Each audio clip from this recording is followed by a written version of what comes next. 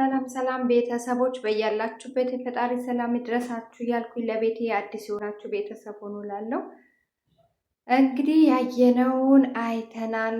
ትላንትና ስንናገር የነበረው ኧረ አስኒ ፍቅርና አብርሽ አብረው አልታዩም። ይሄኛው የታየው ትላንትና የታየው ቪዲዮ የቆየ ነው ስትሉኝ አልነበረም? የእውነት እኔ በጣም ስለተሰማኝ መናገር ራሱ አቃተኝ፣ ምን መናገር እንዳለብኝ ራሱና የዛሬውን እንግዲህ አይታችሁታል፣ ምን አይነት ጉድ እንደተፈጠረ። የእውነት ይሄ ልጅ እንደው ኢትዮጵያ ውስጥ ልክ የሚያስገባው ወንድ ይጥፋ። እህቶቻችን ላይ እንደዚህ እየተጫወተ አሁን ከፍቅር ጋር እንግዲህ አልጋ ላይ ነው የተያዘው፣ እራቆቱ ነው የተያዘው፣ ሱሪውን ብቻ ነው ያደረገው፣ አልጋ ስር ነው የታየው። ግን ግግም ምንድን ነው አንተ ጤነኛ ነህ? የእውነት እኔ ጤንነቱ ራሱ ያሳስበኛል። ይሄ አብርሽ የሚባል ተንከሲስ ወንድ ማለት ነው እንዴ! የፈለከው ከተጫወትክ በኋላ አላቅም ማለት መብት አለ? በሴት እህቶቻችን ላይ ተጫውተ ህይወታቸውን አበላሽተ እንዴ! ይሄ ጥሩ ነው? አንተ ምን አይነት ባህል ነው? ማለትም ማን ነው ያሳደገ? የማን ልጅ ነህ እንዴ? ምን አይነት ሃይማኖት ነው ያለ? ምን አይነት እኔ እንጃ የእውነት አንተ እውነት የቡታጀራ ልጅ ነህ? ከቡታጀራ ነው የመጣኸው? አይመስልኝም፣ ከቡታጀራ አይመስልኝም። ምክንያቱም የቡታጀራ ወንዶች ስርዓት ያላቸው፣ ቤተሰብ የመረቃቸው፣ ቤተሰብን የሚፈሩ ሃይማኖተኛ ስርዓት ያላቸው። እንዴ ምን እያስተማርከን ነው? ማለት ለህዝቡ ምን እያስተማርከው ነው? እኔ አልገባኝም። እንዴ አንተ በእናትህ የእውነት እኔ እንጃ። ቤተሰብ በጣም ነው የተሰማኝ ዛሬ፣ በጣም ነው ያናደደኝ። የሆነ በቃ ለአይኔ ራሱ ቀፈፈኝ ማለት ነው ልጁ ሳየው። እንዴ ፍቅርስ ቢሆን አንቺ ልክሽን አታውቂም እንዴ? በቃ ወይም እንደተባለው ማስገድደሽ ደፍረሹም ሊሆን ይችላል፣ አናቅም። ያው ፈጣሪ ነው የሚያውቀው። ግን ልጁ ይሄን አያረግም አይባልም። እሺ አንቺስ ምን አይነት ጋጠ ወጥ ነሽ ማለት ነው? ምን አይነት ስራ ተቢስ ነሽ? የፈለጋችሁ አድርጉ፣ እኛ እኮ አይመለከተንም። ግን ወደ ህዝቡ ምንድነው እያስተላልፋችሁ ያላችሁት? ለምንድነው የተለቀቀው እንደዚህ አይነት ነገር? እሺ የትናንትናው በአጋጣሚ ነው፣ በቃ ሳያዩ ነው የተቀረጹት ተባለ አይደለም? እሺ የዛሬውስ እያወቃችሁ ለምንድነው ወደኛ ይዛችሁብን የመጣችሁ? እሺ እኛ ስንናገራችሁ ደግሞ ለምንድነው ህዝቡ ነው ኤፕ የምትሉት እንዴ? የእውነት ስርዓት የሚያስይዛቸው ሰው ይጥፋ። በጣም ስርዓት አጣችሁ። ወጣት እኮ ነው እናንተን እየተከታተለ ያለው። ወጣትን እኮ ወደ ገደል እውነት ወደ ሌላ ዓላማ እኮ እየገባ ነው። ወጣቶች እኮ እንደናንተ ታዋቂ የመሆን እንደናንተ ሀብታም የመሆን ዓላማ አላቸው፣ እናንተን እያዩ ማለት ነው። ግን እንደዚህ ዝሙት እያስተማራችሁ ነው ለወጣቶች እንዴ! እኔ ቤተሰብ በጣም ነው እውነት በጣም ነው ያስጠሉኝ፣ በጣም ደበሩኝ። ከዛ ሄርሜላ በር ሳይንኳኳ ምናምን ነገር እኛ ላይ ነው እንዴ ድራማ የምትሰሩት? ቆይ ቤርጎ ተከራይታችሁ እሺ፣ ሆቴል ገባችሁ፣ ሆቴል ነው የገባችሁት እሺ፣ እና በር አይዘጋም? ዝም ብለህ ከፍታ ይገባል? ተኝቶ ራቆቱ ነው የተኛው አይደለም? እሺ ካሜራ ደቅናችሁ ነው እንዴ ግንኙነት የምታረጉት? አረ ወይኔ ማለት አልገባኝም። ወደኛ ጋር እንደዚህ አይነት ቪዲዮ ለምንድን ነው የተለቀቀው?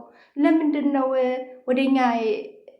እኔ እውነት ቤተሰብ በጣም ነው ማለትም ምን እየተካሄደ ነው? እየተጫወቱብን ነው፣ እኛ ላይ ነው የሚጫወቱት እነዚህ ተመልካች ላይ። ማለትም እንዴት ሰው ስልክ ደቅኖ እንደዚህ አይነት ግንኙነት ያደርጋል? በቃ ሲያረጉ እኮ ነው ያልተቀረጸው እንጂ እኮ በቃ አርገው ምናምን ጨርሶ አለች እኮ። ከጨራረስን በኋላ ነው ወይ አሁን አላረኩም ምናምን ብለህ የምታፍረው ምናምን አለችው። የምትናገረው ንግግር ራሱ እሷ አንቺ አንድ ፍሬ ልጅ አይደለሽ እንዴ? ስንት ታላላቅ እህቶችሽ እኮ ቁጭ ብለን እናይሻለን እኮ። አንቺ አይን የበላሽ ማለት ነው። እኔ እንደፈለግሽ ተጨመላለቂ፣ ግን ወደ ህዝቡ ይዛችሁት የምትመጡ ነገር ተጠንቀቁ። እንዴት ደግሞ ማተብ አስራችሁ ሃይማኖትን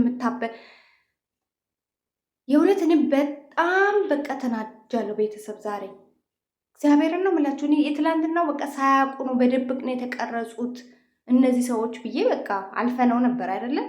መልስ እንፈልጋለን ብለን ቁጭ ብለን እንጠበቃ። ጭራሽ ህዝቡ ምንድን ያመጣል? ምን ያመጣሉ? ምንም ቢለቀቅባቸው በቃ ምን የሚያደርጉት ነገር የለም ብለው እኮ ነው እንደዚህ አይነት የወረደ ከሃይማኖት ከባህል የወጣ ስራ ሰርተው ወደ ህዝቡ የሚለቁት። እኛንን እኮ አናታችን ላይ እንዲወጡ ያደረግናቸው ማለት እኛ ላይ እየተጫወቱ ነው እንዴ? በር ክፍት አድርገ ሆቴል ውስጥ ገብታችሁ በር ክፍት ተደርጎ የትኛው ሆቴል ነው በር ተከፍቶ እንዴ?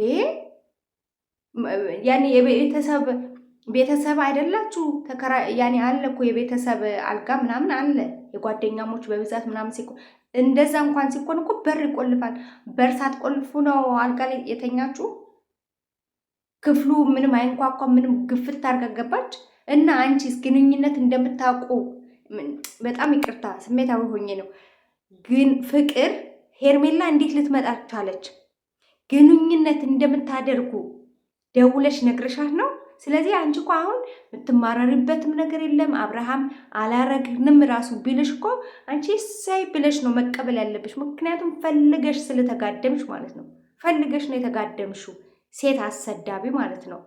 የሄርሜላን ህይወት ለመበጥበጥ ብለሽ ወይም ደግሞ የሩታንም ህይወት ለመበጥበጥ ብለሽ ራስሽን አረከሽ።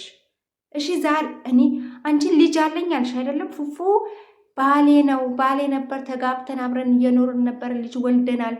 አብረንም ልጃችን ለማሳደግ እየጣርን ነበር። በመሀል እንደዚህ ያደረገኝ እንዲወጣ እንዲወረደ።